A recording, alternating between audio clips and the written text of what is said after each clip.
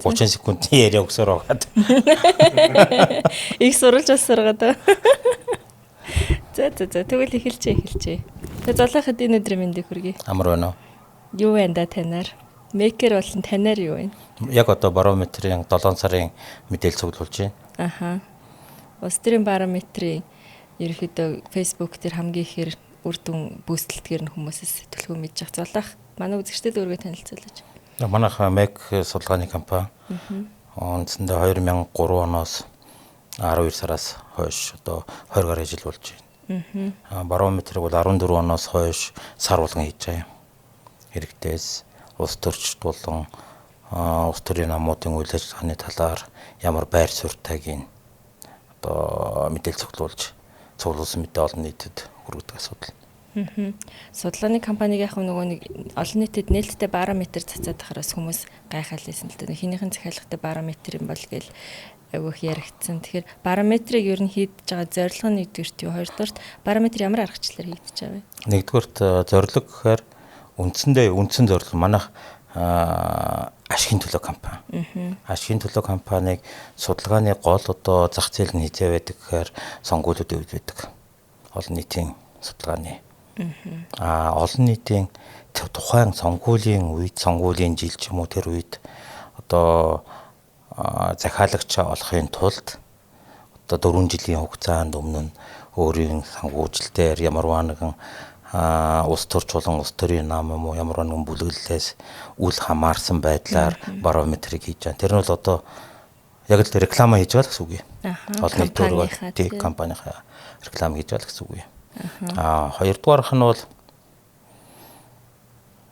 аргачлал гэхээр одоо тэр яг одоо барометрыг бол өнгөрсөн 16 сар хүртэл бол Улаанбаатарт оршин суудаг иргэдийн дундас мэдээллийг санамсаргуу төврөөр цуглуулж асууж исэн утсаар.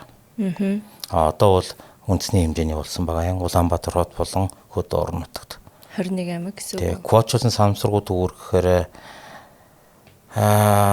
нийт хүн амын сонгуулийн насны хүн амын тооноос нь шалтгаалаад жишээлбэл Өвөр ханган аймгийн 9 зүйл сумаас тэдэн хүнээс судалгаа авах ёстой гэдгийг тооцоолж гаргаад тэрийг утас руу нэрж байгаа юм.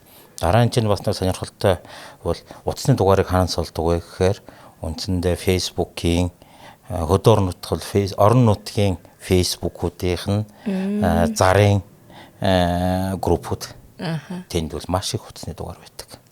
Бидний хувьд бол тэр хүний оршин сууж байгаа газар нь чухал болохоос цаана хэн байна гэдгийг бол мэдэхгүй шүү дээ. Нарийн деталь медаль тэр мэдих шаардлага байхгүй.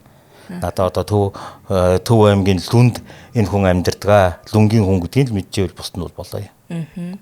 Бүр нарийн тэр хувийн мэдээлэл угаасаа байхгүй. Тэр судалгаанд шаардлагагүй юм бүр. Бүр шаардлага байхгүй. Яг нь сая өнгөрсөн 6 сарын барометрийг харахаар нөгөө нэг үйл ажиллагаа нь хамгийн таалагддаг 3 улс төр, таалагддаг 3 улс төр ч гэдэг асуулт байсан байхгүй. Тэгээ энийг асуухтаа болохоор нэр зоохгүй асуудгийг. За. Та одоо танд үйл ажиллагаанд таалагдж байгаа 3 улс төрчийг нэрлэнэ үү гэдэг ингэж асуудаг. Нээлттэйгээр. Хэрв тэрийг хүний нэр зоогоод хэлвэл мэдээж хэрэг ерөнхийлөгч, ерөнхий сайд болон одоо өмнө нь ерөнхийлөгч, ерөнхий сайд байсан хүмүүс бол танигдалтаараа өндөр болдог. Одоо байхгүй хамаагүй мэддэг хүнээ л заа. Тэгээд өөрөө хэн таалагдж байна вэ гэхээр одоо жишээлбэл алтууыг орж ирдэг байхгүй юу?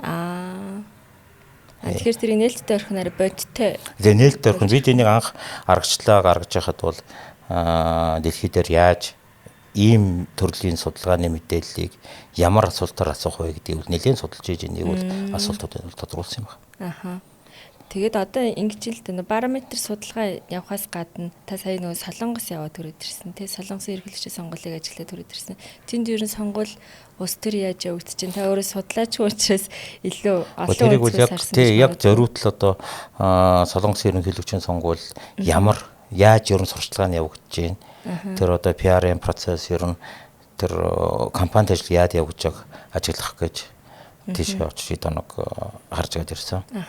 Яг манайтай бол үндсэндээ зарчим бол адилхан. Энэ бол одоо аль аль нь арчилсан улс. Тэгээд сурчлагынхаа процесс нь бол тодорхой хэмжээ ялгаатай байна лээ. Жишээ нь хамгийн том ялгаа нь гэхэд манайд ерөнхийлөгчдөр нэр дэвшиж ажиллагаад 2 хүн бие бинийгээ бол муулдаггүй. За ямар ч байсан тэр хар PR гэдэг өөр газараар хүн амьтнаар юм уу янз бүрийн өөр их сурвалжаар юм уу шүүмжлүүлэх процесс бол байдаг. Тэгэхдээ өөдөөс нь харж байгаа чи тийм гэж ярьдаг. Солонгос дээр үл тэгж юм лээ. За. Мэтгэлцээнээс өөр гэсэн үг юм уу? Гэхдээ мэтгэлцээн телевизээр ярьж байгаа мэтгэлцээний хэлбэр гэсэн үг юм уу? Мэтгэлцээн биш юм. Тийм үү. Тэр нь одоо YouTube солонгос нэлээд хөгжсөн байгаа юм. Ер нь гол мэдээллийг сурвалж нь болчиход байгаа. YouTube дээр тавьж байгаа мэдээ энэ нөхрийг ингээд сонгочвол парламент ч гэсэн ерөнхийлөгч нь бүгдээрээ нэг ном болчих штэ. Тэгээ ямар ч контролгүй болчих штэ гэд нэг намынх нь ярьж байгаа. Гэхдээ хин нэг нэр биш өөрөө шууд өөрөө явж байгаа тий. Тэгээ энийг сонгочвол тэгчэн штэ гэд шууд ирдэг. Энэ нэг онцлог байна лээ. Хоёрт сая солонгосын тэр ард түмний хүч намаас нэр дэвшсэн хүн бол сонгуулийн өмнөх судалгаануудын дүнгээс харахад ч гэсэн өөрөө ч гэсэн ялагдахыг мэдчихсэн. За. Тэгэхдээ маш идэвхтэй компанид ажил хийсэн. Яагаад гэдгийг тодруулахад бол тэр хүн бол 5 жилийн дараа сонгуул болоо шүү дээ. Би тэрэнд бэлдэж байгаамаа, би тэрэнд одоо зориулж олон нийтэд танигдж байгаа юм, байр сууриа хүргэж байгаа юм гэдэг. Зорилгын гэсэн тодорхой. Зорилгын гэсэн тодорхой. Ядагдахаа мэдж орж байгаа байхгүй. Тэрнээс биш одоо 21 оны ерөнхийлөгчийн сонгуул дээр болсон Эрдэнэ явсан шиг тийм бэлэвшилтэй биш байна л дээ. Нэг тийм зарчмын ялгаа байна л дээр бол удаан хугацааны 5 жилийн дараах ямыг харж одоо үйлдэл хийж байгаа. Энэ манай улс төрчид бас тэдийлэн байдгүй арай богино хугацааны ямыг төлөвлөж байгаа манайхан бол. Улс төрийн соёл хандлага нэрээ өөр тий. Соёл хандлага гэхээсээ ч илүү ирээдүйд зориулж одоо хөрөнгө оруулалт явуулдаг байхгүй юу? Арай урт настай. Тэгээ урт настайгаар бодож байгаа байхгүй юу? Тэр нэг бас нэг онцлог харагдаад шүү дээ. Хоёр нэр дэвшигч авч байгаа саналыг ингээд шууд дамжуулдаг. За энэ асуудал дээр бол бас нэлээд юм. Америкийн ерөнхийлөгчийн сонгуулийн явцад ч гэсэн сая солонгосын ерөнхийлөгчийн сонгуул явц ер нь дэлхий дээр сонгуулийн явцад сонгуулийн өмнө судалгааны мэдээллийг ил тавьдаг. Тэрийг нуудгүй. Яг манай дээр энэ өнгөрсөн парламентын сонгуул дээр 24-ны хурлын сонгуул дээр нэг өмнө болсон явдал. 24 оны 1-2 сард байна уу та. Манайх тандалтын судалгааны дүнг паблик тавьсан. За. За тэгээд тэгтэл хин нэг идгээд шударгалтын хэрэглэгчийн төлөө газар хууч нэрээрээ. Одоо монополистэр газар болсон. Тэрэнд гомд гаргасан байгаа. Нөгөө нөхдүүд нь болохоор зөрчлийн хэрэг нээгээд одоо мөрдөн байцаагч гэх юм одоо тэр шалгах процесс явсан. Тэрийн сонгуулийн жил гарснаас хойшоо цацсан тийм. Тэггүй тийм. Яг энэ дээр байгаа. Зөрчлийн хууль болон улсын хурлын сонгуулийн тухай хууль дээр заалт байгаа.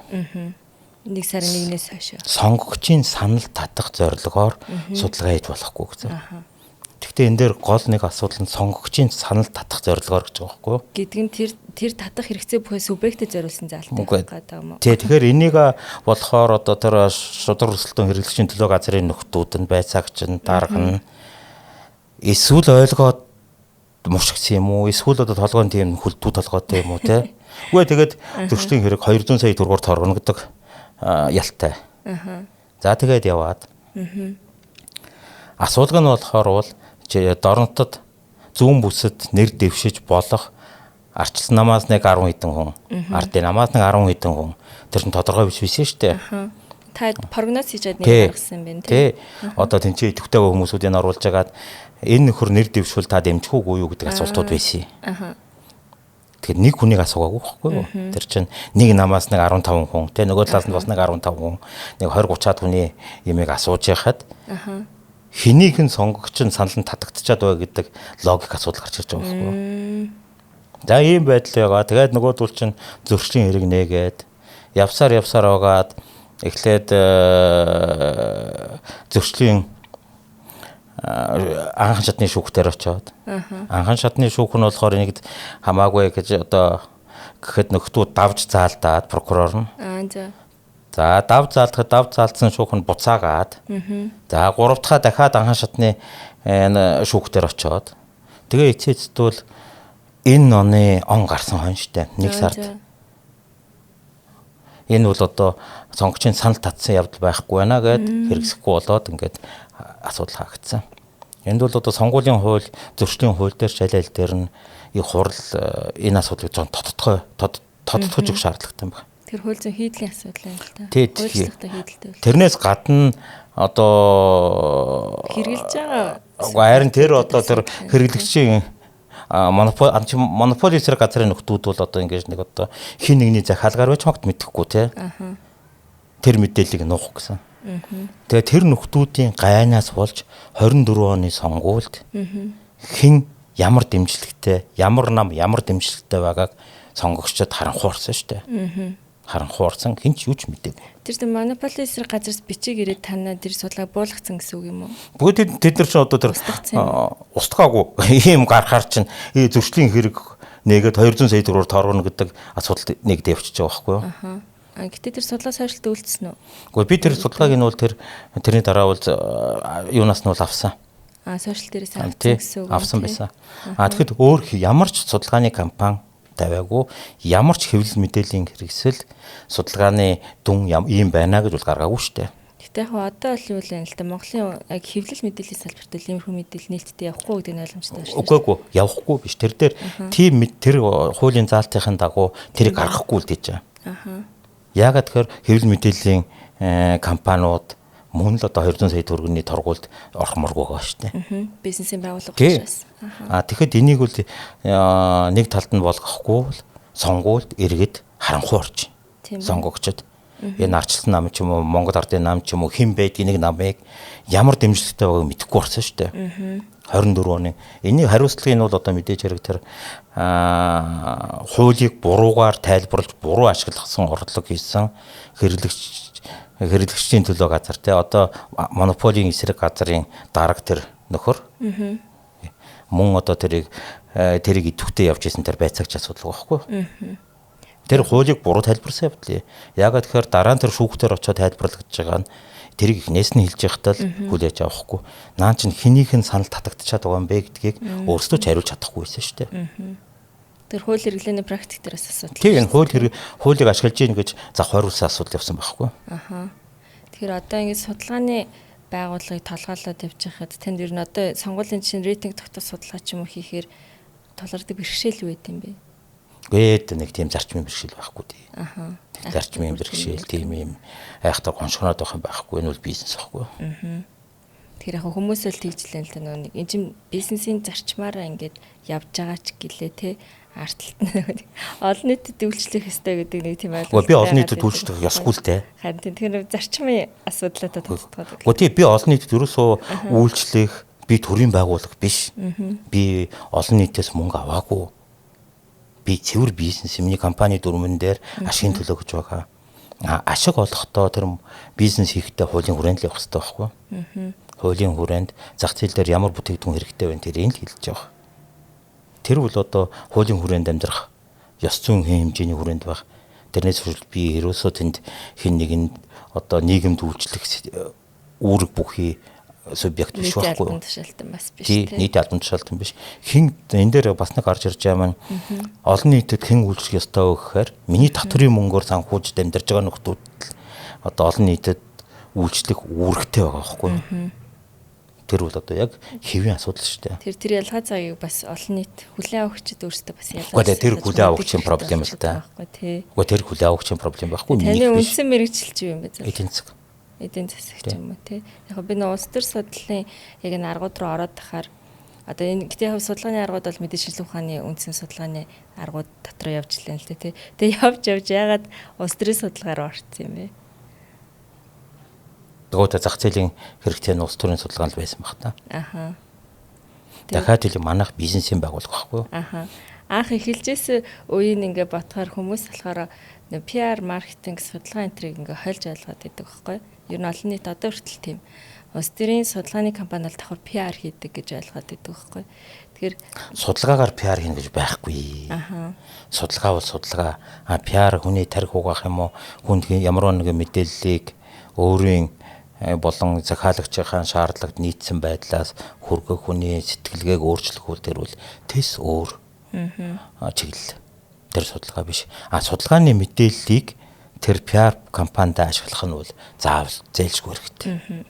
Ямар мэдээллийг яаж өгвөл хүнд хүрэх вэ гэдгийг, ямар асуудал хүнд хамгийн эмзэг байна вэ гэдгийг бол тэр судалгааны нөхдүүд нь тодруулаад яаж хүргэх үү гэдэг нь тэр одоо PR-ын мэргэжлийн хүмүүсүүдийн ажил л да. Арга ажил. Тийм жоохон нэлээд тийм хоорондоо зарчмын ялгаатай юм. Нэг нь үл цэвэр одоо ийм байна гэдгийг хэлдэг, нөгөөх нь бол одоо за энийг яаж өөрчлөх үү гэдэг технологи байхгүй юу? Тэгээ бодлого судалгаа хийх үү? На хийжсэн байсан. Ер нь одоо яг нөгөө арилжааны судалгаа, бодлогын судалгаа гэдэг юм уу судалгааны ялгаанууд бас байгаад байна шүү дээ, тий. Тэгэхээр аль нь төлөвлөгөө хийгддгийг энэ бол одоо жишээлхэд сонгуулийн жилүүд мэдээж улс төрийн судалгаанууд нь илүү тэрнээс илүү Монгол гэж байгаа. Сонгуулийн бусад жилээр бол янз бүрийн судалгааны юмнууд бол бид нэр банк хийж байгаа шүү дээ олон жил. Тэр бол одоо олон улсын байгууллагын захиалгал голдуу байд юм л да. Одоо ингээ Монголын нөхцөл байдлыг харахаар олон улсын улс төрийн нөхцөл байдлыг харахаар та хааштай ингээ судалгаа хийж байгаа. Гэтэ хоёулаа жоохон судалгаанаас салъя л да тий. Ер нь Монголын улс төрийн нөхцөл байдал таны нүдээр ямар байна? Эргээд цаашлаад нэг ийм юмээс хайжруулчул гэдэг юм танд юу харагдаж байна? Гүү дээ нэг ийм ингэж харах хэрэгтэй маа. Нэгдүгээр би сайжруулдаг хүн биш. Зүгээр санал ахгүй. Угаас санал нь ч гэсэн. Тэрийг одоо сайжруулах эрх бүхий үүрэг бүхий гэдгээд энэ 126 нөхөр сууж байгаа тийм чи. Улс төрийн нөхцөл байдал гэдэг бол сүүлийн өнгөрсөн жил хүртэл бол зөвхөн Монгол Ардын намын одоо доминант тэд нар л бүгдийг шийдчихсэн. Сөрөг хүчин гэдэг ойлголт байгаагүй. 24-ны сонгуулиар арчилсан нам олон судал авсан. За тэгээд одоо засагт бол Монгол Ардын намын хажууд хавсралтаар 8-9 сар 10 сар хавцаа байжгаад тэгээ одоо надасгаас байх гарсан. Одоо яг стандарт засаг барьж байгаа, төр барьж байгаа намтай сөрөг хүчинтэй болж байна. Энэ бол маш зөв. Энэ бол маш зөв. Арчилсан нам бол одоо хэрв зөв үйл ажиллагаагаа зөв хийгээд зохион байгуулалттай дахиад нэг даргийнхаа хэрүүл дээрх шиг эрдний дараах шиг тамгийн хэрүүлтэйгээр ингээд завхаараа далаг болчихгүй бол 27 оны ерөнхийлөгчийн сонгуул дараа нь 28 оны парламентын сонгуул дээр арчилсан нам засаг авах боломжтой.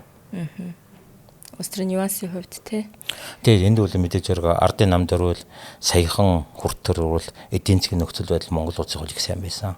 Тэгээд биднээс үл хамаарсан шалтгаанаар одоо дэлхийн эдийн засгийн рецессээс эхэлж байгаа уялдаатайгаар манай гол экспортлж байгаа түүхийд нүүрсний үн огцон буураад нүүрсний сэрж байгаа орлого багассан. Тэгэхээр бид нар бол их мөнгө үрээд хитэн жил амьдарсан. Тэгээ одоо энэ төсвийн тодтголыг шаардлага нь бол энэ шүү дээ. Цааш ч гэсэн нөхцөл байдал нэг тийм гэгээтэй бол байхгүй. Тэр одоо хоёр улс төрийн хүчин юу харж ийн гэхээр 27-ны ерөнхийлөгчийн сонгуулийн хараад явчихж байгаа байхгүй. Тэгэхээр энэ дээр нийгмийн нөхцөл байдлаа харах юм бол би яг зөв таны судлаачийн байр суурийг сонирхоод байгаа. Нэг хуулинд жишээ нь өөрчлөлт оруулах шаардлага бол жишээ нь та бид хоёрын түрүүний ярьсан тэр 1 сарын 1-ээс сонгуулийн жил санал татах зорилготой гэдэг заалтыг жишээ нь ядаж ерөнхийлөгчийн сонгуулийн үедээс анхаарах хэрэгтэй болов уу гэд би бас нэг эрх зүйчнийхээ хувьд бодоод тахгүй. Тэр үл одоо тэгээд сонгуулийн зөрчлийн хууль дээр өөрчлөлт оруулах үедээ. Яг тэгэхээр өнгөрсөн сонгуулиар ардын намч гэсэн арчилсан намч гэсэн бус улс төрийн хүчин бүгд л судалгаа хийсэн шүү дээ. Тэгээд хаг судалгаанууд байхгүй юу тэр нь. Тэгэхээр нөгөөх нь бол олон нийтэд цацагдаагүй зөвхөн өөрийн хэрэглээнд. Тэгэхдээ иргэд мэдэх ёстой юм аа. Гэтэ судалгааг биш баг зүгээр тэр нөгөө гар хүндрүүлдэг тойроод бэлэг өгдгийг барыг хорлох хэрэгтэй юм шүү. Гэхдээ тэр зүгт 20-д байгаа юм л та. 20-д байгаа юм л та. Би очиж чинь тойргоос сонгогдсон гишүүн гэдгээр тэр хийгээд. Яг өмнө нь ч л дөө. Сонгуулийн жилийн өмнө л дөө.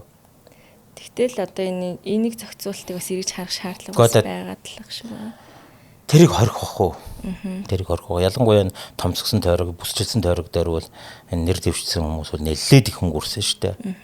Тэгэхээр энэ бүсчилсэн тойргооч айгүй бол жижигэлж буцаад аймаг болох ба. Тэгэхээр одоо ингэ тойрог ингэ солиод нэг томсгоод нэг жижигсгээд ингэж байгаа асуудал нөр яагаад ингэж байгаа ингэж асуумар байдаг л та судлаачдаас хүртэл асуудаг. Засаг барьж байгаа нам ингүүл бидэнд ашигтай байх гэж бодоод хийчихдээ. Тэгээд тэр нь заримдаа 16 оны хулгад арчсан намын хийсэн юм бол ашиггүй болцсон шүү дээ. Тэгээ одоо нэг юм байна. Энэ бүсчилснээгээ бол өөрчлөх байх те. Гэхдээ хурдан өөрчлөх хэрэгтэй. Бүр сонгуулийн жил тулахгүй. Тий, тулахгүй. Одоо жишээлбэл энэ намар өөрчилжүүлдэг дараа нь бэлдэх бүтэн 2 жил болдог байхгүй юу? Энийг тулгаж болохгүй. Гол нь тэр. Тэгэхээр тулгаж байгаа нөр тэр улс төрийн тактик биш юм уу? Нэг тактик гэдэг байх юм байхгүй тий. Уханцаар байгаа л нөхдүүдийн тэрэндээ тулаад таарч байгаа. Нэг тэр айхтар тулгаал ингээл бодоол биш. Яах уу гэж суусаар байгаа л хууль боловсруулах процесста явсаар байгаа тэрэндээ хүрчээд байгаа. Одоо та ямар судалгаан дээр ажиллаж байна? Яг одоо харин барометрийн мэдээлэл цуглуулж байна. Барометрийн 7 сарын судалгаа тий. 7 сарын мэдээлэл. Тэрнийхээ үр дүн хийж гарах уу? Наадмын өмнө гарна. Ирэх 2-3 дахаас ямар ч байсан гарч байна. Бэлэн сар сардаа хийдэг гэсэн үг. Сар сардаа. Тэгэхээр энийг уг нь бол нэг 10-даар 15-даар хийдэг. Тэгэхээр энэ 7 сард бол яг наадам байгаа учраас наадмын өмнө гаргах юм. Орон нутаг руу зарим сумд аймагуудын бас нэг иргэдийн хурлын нөхөх сонгуулиуд явж илдээл 10 сарын орон нутгийн сонгуул төр тиймэрхүү судалгаа ер нь авдаг уу клиентууд үйлчлүүлэгч байдаг уу? За орон нутгийн сонгуул дээр нийслэлт байсан. Нийслэлт байсан. Аймаг сумд руу бол судалгаа хэцүү юу? Уг нь бол хийх л ёстой. Ер нь бол ямар нэгэн сонгуулийн өмнө нэр дэвсэж байгаа этгээд хинд юу яаж ярихаагаа мэдхийн тулд уг нь бол тэр судалгаа хийгээд процесс нь яг ёсоор нь явагдвал илүү үр өгөөжтэй илүү зарцуулж байгаа мөнгөө зөв зарцуулах л.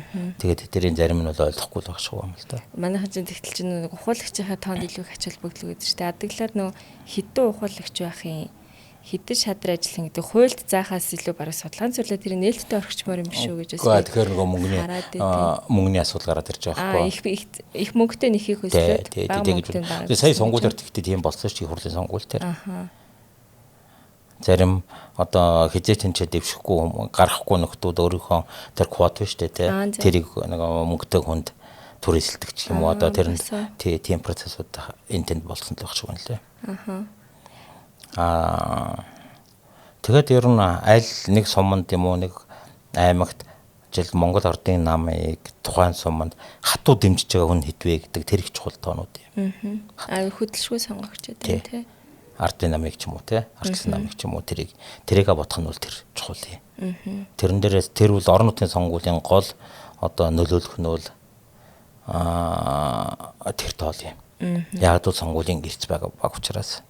Ер нь ягаад баг байгаа тэгээд ингээд судлаач орсон чинь өглөөр гарна. Гэхдээ нэг ийм асуудал гарч иж байгаа. Орон нутгийн сонгуул 10 сард болсон тийм. 10 сард болоход бол нэг 40% цал байсан шүү дээ.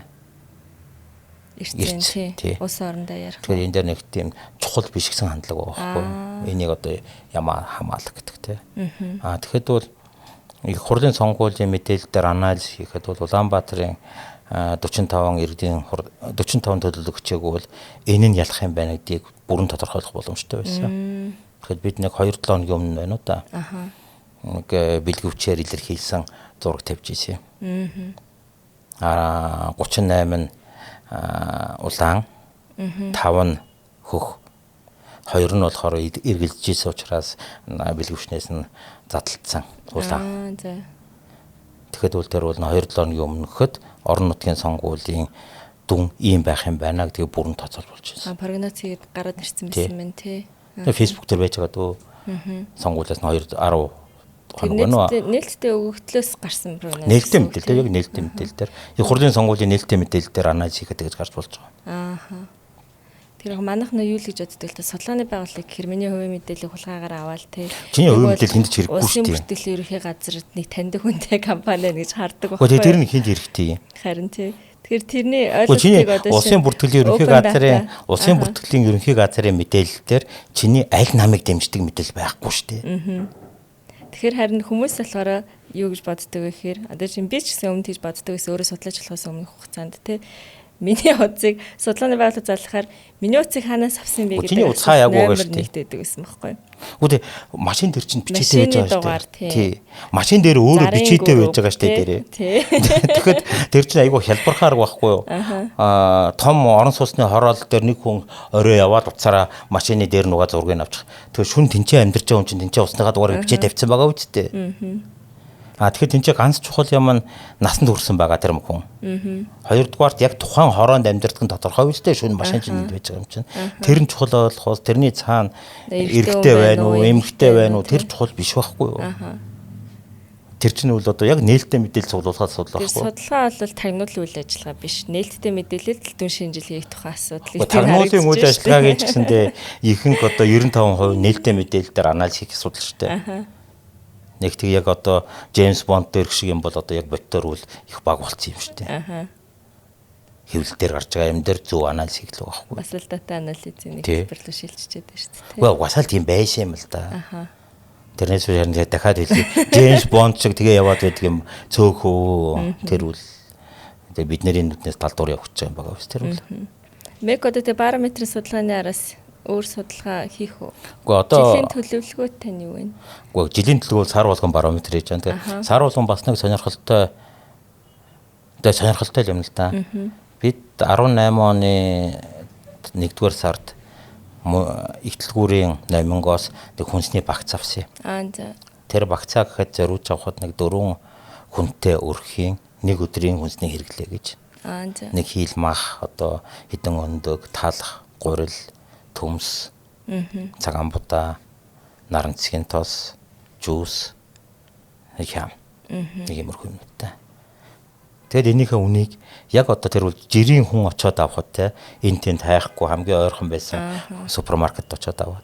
Тэгээ тэрээс харуулъя гэдэг байна. За. Яг нэгний өдөр тэрийг худалдаж аваад. Тэгээ харьцуулаад 18 оноос хойш бол бараг 2 дахин илүү үнэтэй болсон байна лээ.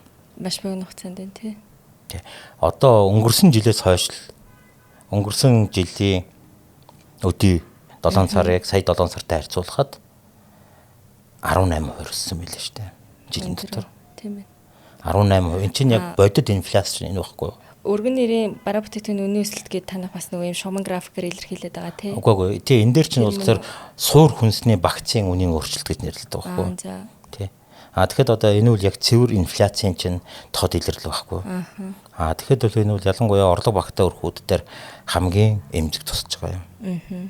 Хангалттай өндөр үнэтэй орлоготой өрхөд бол тэр жилийн хүнсний хэрэглэн сая төгрөг байна уу, сая 500 мэдрэхгүй өнгөрч байна. Тэгэхээр тэр 3 сая төгрөгийн орлоготой өрхийн хувьд бол сая төгрөг нь сая 500 болчиход бусад юм таанах хэрэгтэй болох байхгүй юу? Тийм байна тий.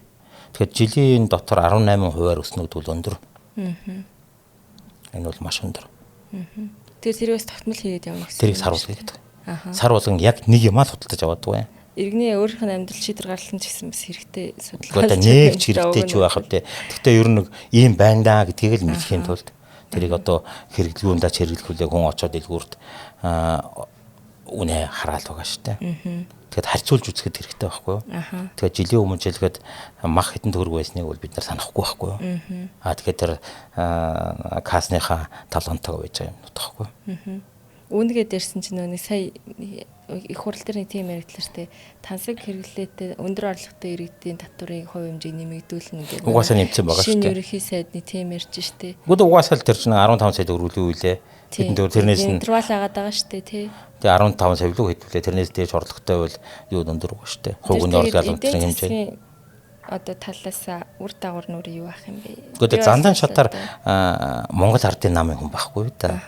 Монгол ардын нам чинь явсаар явсаагаад неомарксистээр нэмхэн неолибералын ийм нэг холбог болчиход байж байгаа. Тэдний талынхан тийм юм ярьж болно. Үзэл баримтлал барих юм. Тэгээ үзэл баримтлал явж байгаа бол зандан шатаар тийм ярихад бол яс хороол юм ярьж байгаа. Харин дээр нь их хурлаар гарах багтлах нь үгүй гэдэг өөрсдөө байхгүй. Гэхдээ улс төрчийн хувьд л мэдэгдэл хийх ч юм уу эсвэл тэрийг пиартай ашиглуулдаг нэлээд. Үгүй тэр ч гэсэн одоо бас нээлттэй байхгүй. Ягаад тэгэхээр монголчуудын дийлэнх олон нь баг орлоготой. Тэгээ дийлэнх олон баг орлоготой надад хамаагүй гэж үзсэн шүү дээ тэр чинь. Тэгэхээр дундаж давхар устдаад байна гэж хүмүүс шүүмжлээ. Тэр дундаж давхархыг тансаг оруулах хэрэглээ биш шүү дээ. Тэр тансаг хэрэглээ гэж ярьж байгаа чинь дундаж давхарт хамаагүй байхгүй юу? Биш дундаж давхарг буураад байна гэдэг чинь тэр дундаж давхар чинь тийш орох боломжгүй учраас тэр дээд давхаргаа үзэн ядаад байгаа юм шүү. За энэ зөвхөн Монгол биш дэлхий дээр л байдаг юм л та. Хүн төрөлхтний нэг онцлог л доо. Олон нийт болохоор тэрийг бас кастинг систем тогтоож байгаа гэж хараад байгаа. Гэтэл өндөр орлоготой хүмүүсийн ч юм бас тий байнгын тэгээ татрын өсгөх гэх юм бол тэр хүмүүсийн орлого өөрөө далд хэлбэрчилж тий орлого нууч штэ тий эдийн засгийн хувь штэ тий жижиглэн эсвэл нуун дарагдвал тий аль алийг хийчих үстэй тий тийм эрсдлүүдээс харагдаж байна. Тэгээ тэрийг одоо тэр жишээлбэл архины татварыг онцгойлон тэр хэд өндөр болгочвол хулгайны архаараа тэр тгчил тэр байхгүй. Яг л нөгөө нэг 90-ад оны үгэнтийн архины жишээ шиг үү. Тий. Хулгайны арх. Тэгэхээр тэрийг тэр төр тэрийг мэдрэмжтэй хичнээн үнд их татвар авчвал бид нэр хянч чадах байх гэдгээ бодож л тэрийг зохицуулах хэрэгтэй л дээ. Таны орсон нь Liberty Pub гэдэг подкастэнд сайн зориг гишүүн тайдас татврын нэмэлтийн талаар хоорондоо ярьжсэн тий. Тэгэд их хурлын гишүүд наана ингэж ярьдаг ч гэсэн бас ингээд цаана конопод арахтаа угаасаа дарчдаг л үстэй гэдэг нөө шүүмжлэлт үнцгийг бас харсан л та танаас. Гүй тэгээ тэр чинь бодлогын хувьд тий тэд нэр яг ингээд бодит байдал юу хоёр нь зөрүүтэй байгаад байна гэдэгс та ил шүүмжилж чадж шүү. Гүй хурал дээр үл тэр зөрүүтэй байдаг юм бол их штэ. Их штэ. Хамгийн наадлын тод юм те. Оюутны засгийн газрын унах процессыг хэрүү ажиглаж ийсэн бол. Оюутны засгийн газарт өөрсдөө бүтцэд нь ороод сайд хийжсэн нөхдүүд ерөнхий сайд унгааж ийсэн шүү дээ. Тэгээ унгасныхаа дараагаар буцаад занан шатрын засгийн газарт орцсон дэх хүч байгаа байхгүй юу? Одоо тэгээ нөгөөдхөө өмнөх өөрийнхөө байсан засгийн газрын үйл ажиллагааны имийг одоо шүүмжлээд энийг ингэж тэгч гэдэг юм яриад байгаа байхгүй юу? Жохон өслөө те одоо арай гэтэрлээ. Харин тий одоо нэг сангийн сайд өөрөө 3 засгийн газар даваад явж байна. Одоо сансараас буугаад ирсэн юм шиг л одоо нээлт хийж байгаа мэт юм ярьж байгаа байхгүй. Өөрсдөө тэнцээ байсан, өөрсдөө тэрийг гартан гүйцэтгсэн юм байж штэ. Гинт одоо олон юм яриад эхэлдэг. Энэ үл яг ёс зүйн хувьд бол ерөөсөө байж болохгүй юм байна. Гэтэ одоо тэгэд Монголын улс төрийн орчны ёс зүй Гэхдээ тэр энэ чинь хүн төрөлхтөд нийл ёс зүйн хэмжээ шүү дээ. Хэрвээ одоо тэг ингэж ярих байсан бол оюутны засгийн газарт илэнцгий хийж ирсэн гэдэг асуудал. Оюутны энэ наадах надаа бодлогын асуудал чинь таалагдахгүй байна. Та буруу юм яриад байна. Би засгаас чинь гарлаа. Тэгээ гараад явах байсан байхгүй юу? Тэгэхгүй оюутны ерөнхий сайд байх засгийн газарт нь багтчаад бүрэн дэмжиж одоо яваад засгийн хуралдаан дээр бол хурал дээр одоо бүрэн дэмжиж явжаад оюун эрднийг унгаачаад нөгөө өөрийнхөө хийж ийсэйг буцаагаа шүүмжлээд одоо гинт нээлт хийсэн юм тийм яриад байдаг. Энэ бол шударга бус явдал байхгүй юу? Оюун эрдний хичнээн зөв юм уу буруу юм хийж ийсэн байж маг. Гэхдээ буруу гэж бодож ийсэн бол тухайн үед нь буруу гэдгийг засгаас нь гарах хэрэгтэй байсан нөхдүүд шүү дээ. Тэгэхгүй тэрийг одоо гинт одоо нээлт хийж болохгүй л дээ. Тэгээд өмнө нь ерөөсөө тэрийг мдээгүй байсан юм шиг ярьж болохгүй гэх. Ямар ч хамаагүй. Энэ дээр бас Монгол Хардын нам дээр их байнга яригддаг юм байна.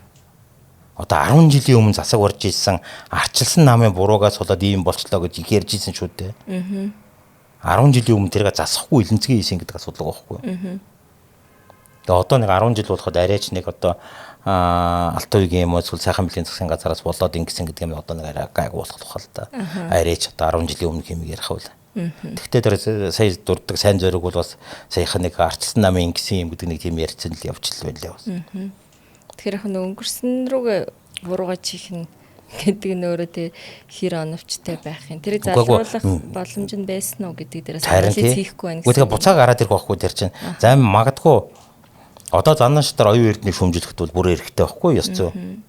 Өмнө нь их хурлын дарга байсан. Гэхдээ тэр чинь засагт нь байгаагүй байхгүй юу? Тий. Бас кабинетад багтаагүй. Тий, багтаагүй. Гадны хүн ярьж үгүй энэ оюун эрдний хийгээд байгаа одоо юу гэдэг одоо мега төслүүдийн энэ бол буруу байна. Энэ нь одоо эрен билия гэдэг юм ярих бол занна шатрын амнаас гарах бол тэрийг бол хүлээж авахд бол болохгүй байхгүй. Тэгэхгүй засагт нь байсан нөхдүүд нь буцаж одоо энэ мега төслүүд нь буруу байсан байна гэдэг юм яриад эхэлж болохгүй шүү дээ. Тэгэхээр нэг өөрийнхөө үйлдэлийг эргээд үгүйсгэж байгаа асуудал болоод байна шүү дээ. Тий. Тэнийг одоо нөгөө сонгогч иргэдээ загсны санах хойтой мэтэрл бодоод байгаа үгүй л дээ. Хичнээн мартчихдаг ч гэсэн тэгээд тэрийг сөрөг хүчин сануулж их үүрэгтэй л байгаа л та. Тэгээд сая одоо энэ засаг солигдох үйл явц дээр хүмүүсээс арчилсан намын сөрөг хүчний байр суурьнд ирсэнд их баярлалаа шүү дээ тий. Одоо 13 оноос хойш анх удаа барометр дээр 14 оноос хойш анх удаа барометр дээр арчилсан намын дэмжлэг Монгол Ардын намынхаас өндөр болсон. 11 жилийн дараа. Тий. Яагаад тэгэхээр ганцхан шалтгаан сөрөг хүчин бий болж байгаа учраас. Тэгээ энэ дээр нэг юм арчилсан нам мундагтай биш юм штэ. Арчилсан нам муугаас болоод тийм болоод байгаа юм штэ. Нэг арчилсан нам одоогоор нэг тийм гавьяа уулц юм бол байхгүй л байна л. Тэгээ нодингийн дээр их хурлын сонгуулийн дүнг ч гэсэн хүмүүс тайлбарлахтай тий. Арчилсан нам сайндаа биш. Хүмүүс арчилсан намыг цай яваасаа ирхүүлсэн учраас сонголтоо хийлээ гэдэг шиг тайлбар явуулж байна. Тий, нөгөө яг тодорхойлвол юм л байгаа. Монгол ардын нам бишүүл хинч яах вэ гэдэг юм руу орсон. Тий. Тэр байхгүй. Сэтгэхүй хувьд тий. Энэ нөгөөдөл нарийн гайгүй баха гэдэг бодлоо байхгүй. Тэгээ арчилсан нам орж ирсэн, номтой хоёрынхан орж ирсэн. Тэр чинь тийм сонголтууд байхгүй. Хүн бол одоо 24 оны сонгуул дээр нэлээд амжилтанд хүрсэн. Тэгээ Монгол ардын намын хүнжилрүү урснаас хойш төлөвтэй байхгүй болно. Би танахаас гарсан 2022 оны барометрийг харж ирсэн. Гэтэ сарын санахгүй байна. Тэгэхэд тэрэн дээр нөгөө нэг үйл ажиллагааны таалагддаг улс төрч гэдэг дотор Намтай Баяр гишүүний нэр явж ирсэн байхгүй юу? Намтай Баяр улс төрт буцаж орж ирнэ гэдэг юм ихлээл.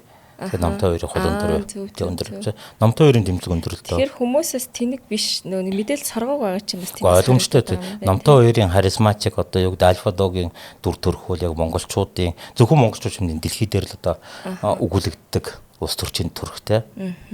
Намтай Баяр яг цөрөг хүчнийхэн сая одоо сонгуул дээр нэг засагт орохгүй, ийм засагт орохгүй гэдэг. Тэр бол яг Намтай Баярыг дэмждэг хүмүүст бол яг хүлээгжсэн үгнүүд байна шүү дээ. Зөв хэрэгцээний шаардлага тэнд ингээ явж байгаа. Тэг яг одоо Намтай Баярыг яагаад дэмжсэн гэхээр Намтай Баяр ийм альфа дог ийм нэг өөрийнхөөрөө ийм шудраг хүн гэдэг мэдрэмжийн Намтай Баяр тийч баталж байгаа байхгүй юу? Тэгээд бас өнгөрсөн жилийн их хурлын яг сонгуулийн сурталчилгааны үеэр нэдэм гадны сайт дээр тэр ихтэй тийм зорилттой судалгаа биш зүгээр нөгөө нэг юм панел хилцүүлээд байдаг чинь онлайн тэрэн дээр бас нэг санал асуулга өгчээсэхгүй Монголын одоо хамгийн муу улс төрч юм бэ гэсэн чинь номер 1 тэнэг хүмүүс элбэг дөрж гэдэг нэрэн дээр ингээд чеклэлсэн хамгийн олон санал одоо санал өгсөн байна.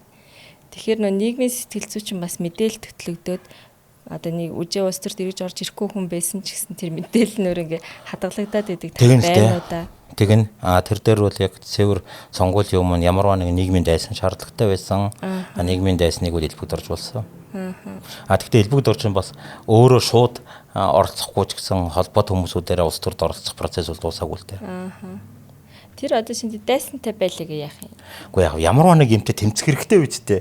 Тэр нөгөө нэг улс төрчийн өөрөө heroic дүрээ бүтээж байгаа гэсэн үг юм уу? Тий нөгөө одоо хин нэгнийг муулахгүй л болохгүй шүү дээ. Тэр компанид ажиллахаа явцаад хин нэгнийг буруудан болохгүй л болохгүй шүү дээ. Тэрэн дээр нь элбэгд орж 24 оны сонгуулийн хувьд бол элбэгд орж үл яг нэг тийм муу балбуулдаг дүр нь болсон л доо.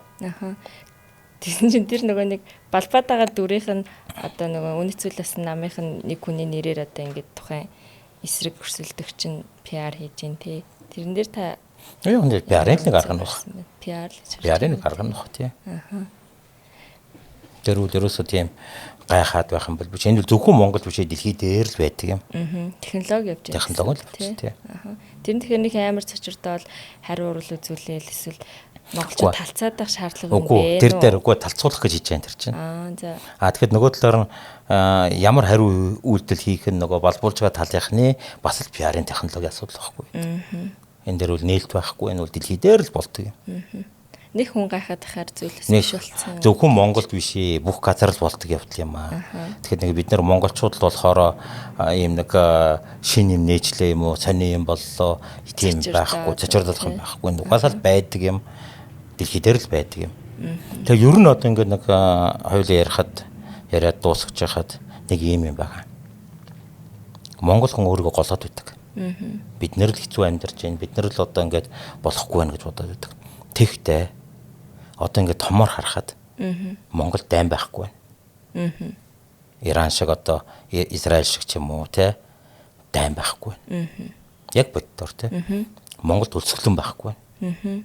Монгол цувтай ядууч гэсэн тэгээ цувтай авахгүй байгаа шүү дээ. Ер нь тий. Ерөөсөө яг бодит жинхэнэ үлсгэлэн бол Монголд байхгүй. Монголд шашин хоорондын мөргөлдөөн байхгүй байна. Монголчууд түүхэндээ ч гэсэн шашны хувьд бол маш толерант, хүлээгчтэй. Энэ тэр христ юм тоож байгаа ч юм байхгүй шүү дээ яг үнэндээ. Лал юм гэдэг тийм. Тийм шүү. Монголд үндэстэн хоорондын мөргөлдөөн байхгүй байна. Монгол моно үндэстэй улс. Монголчууд л байгаа. Өөр байхгүй зөвхөн монголчууд байгаа. Тэгэхэд за цөөхөн казах байгаа. Тэр нь бол аюул сайн ууссан одоо Монголын үнэт зүйлийг эрх мэддэг хүмүүс байгаа. За Монгол дараачийн нэг юм нь бол Монгол залуу байгаа юм. Монголчуудын хүн амын тоо өсөж байна. Монголчууд сексихэ болоогүй байна. Энэ бол бас их чухал юм. За дараач нэг юм нь монголчууд арчилсан байна. Яг жинхнээс бид нар арчилсан. Хичнээн одоо тодорхой хэмжээний гажуудсан арчилж гэсэн тэгтээ арчилсан. Хүнийг доромжлохгүйгээр шүүмжлэх бол ерөнхийлөгчөө, ерөнхий сайдаа бүгдийг шүүмжилж болно. Доромжлохгүйгээр. Доромжлно гэдэг нь тэр бол бас ёс зүйн асуудал байхгүй юу? Доромжлохгүйгээр шүүмжиллээд хүрцэх буруу юм хийж байна гэж ярьлаа гэхэд намайг хинч яахчгүй. Хинч бүр тоохчгүй баг. Олон ярьж байгаа нэг нь те. Энэ бол арчилсан юм. Ингээ бодоод үзэхэд нийт нь харахад бол бид нэр тийм буруу амьдраагүй байгаа юм. Буруу хөгжөөг байгаа юм. Энэ бол бид нэр одоо энэний нэг жишээ нь хүн болгон өөрийнхөө амьдралын чанарыг 10 жилийн өмнө 20 жилийн өмнөхтэй харьцуулахад сайжирсан байгаа штэ. Сайжирсан байгаа штэ. Гişнээ өөр бас нэг юмд Монголд тийм байгалийн гамшигын асуудал гайгүй. Цунами газар хөдлөлт ийм юм бүр зүгтаач боломж. Хамгийн том байгалийн гамшиг нь Улаанбаатарын утаа шийдэж болох юм. Өвөл зуд болчдаг. Гэхдээ дандаа болдог учраас тэр бол гамшиг гэж хэлэхэд хэцүү бэлдэж болдог. Өсө байгаль үзэгдэл болсон тийм. Бэлдэж болдог тийм чи малын тэжээлийг бэлдэж болдог. Тэр бол болох шийдэж болдог. Тэгээ бид одоо 10 20 жилийн өмнөх амьдралтайгаа харьцуулбал бүгдээрийнх нь амьдралын чанар сайжирсан байгаа. Энийг үнэлэх хэрэгтэй. Бид нэр ер нь бол зөв тийшээ яваад байгаа юм шүү дээ. Хичнээн дотроо хэрүүлтэй уруултай энэ тийм байна, энэ юм байна, энэ ингэжлээ, энэ хулгай хийжлээ гэсэн ч ерөнхийдөө бол бид зөв тийш явж байгаа. Урагшилсаар л байгаа. Тэст гоё өнцөг байна. Гэхдээ энийг бид нар харах хэрэгтэй юм аа. Олж харах хэрэгтэй. Хүн болгоо ингээ өөрөө би 15 жилийн өмнө ч юм уу 20 жилийн өмнө те манай гэрэл одоо бүгд пүрс ундаг болсон байна те. Ядахта те. Бид нар одоо хаана амьдарч ийсэн гэхээр их олон 10,000 айл гэрэл энэ хүн жорлонтой биш. Тэг байр аваад лизингээр ч юм те тэгээд амьдарч байгаа. Айл болгоно нэг машинтай байгаа штэ. Тэгээ бүгд орчод байгаа. Тэр л штэ. Бүгд л сайхан ухаалаг утас барьж гин. Тэгээ бүгдээрээ одоо утас барьж гин тэгээд дээр үед нэлээд дээрвчтэй хэдэн жилийн өмнө хүндүүд тогтдог систем байсан штэ. Дохоо одоо нөгөөдгөө буцаа залгадаг те. Одоо тийм юм байха болсон штэ. Бүгдээр ямар ч байсан нэг уцаар залгаад ярьчих мөнгөтэй болцсон л явж байгаа байхгүй юу? Тий. Тэр юм яаж ч муутжсэн сайн зүг рүү явж идэх гэдэг үгэндээс би их дуртай. Гэхдээ сайн зүг рүү үгүй зарим улс наад чинь сайн зүг рүү явахгүй болчиход байгаа байхгүй юу? Бидний хувьд бол монголчуудын хувьд бол яаж ч утсан бидний амьдрал томоор харахад бол сайжраад байгаа. Их олон улс биднэр шиг болъё гэсэн одоо түрүүн хэлдэг одоо дайнтай байгаа хүмүүсүүд нэг бөмбөг унахгүйгээр баймаар байна да гэж бодож сууж байгаа тийм. Яг үлсгэлэн нэрвэгдсэн хүмүүс бол яаж нэг оройн хоол хийж яаж нэг юм идэх үү тийм. Халуун хоолтой байх уу гэхэд тэгэхэд бид монголчууд хичнээн ядуу байсан тийм проблем байхгүй шүү дээ. Ямар ч байсан нэг тэр хоол цовдоо тоохгүй л байгаа байхгүй да. Тэр үнэн шүү дээ. Тэгэхээр бид нар бол монголчууд бол цаашид ингээ яваад байвал нэг юм зүгээр тэгээд болох баг. Тэгэд өнөөдөр миний урилгыг хүлээж авч хүрэлцэн ирсэн маш их баярлалаа Золлах. За. Таныг яг би нөө Золлах гэд тандгаараа хэлдэг ч гэсэн Золбаатар гэх бүтэн нэрнээс би хэлэхгүй байсаар агаад подкаст маань ернөөс өндөрлж байна. Тэг хүрэлцэн ирсэн маш их баярлалаа Золбаатар. За баярлалаа. Тийм. За. Тань цаашдаа ажилд амжилт хүсье. За. За.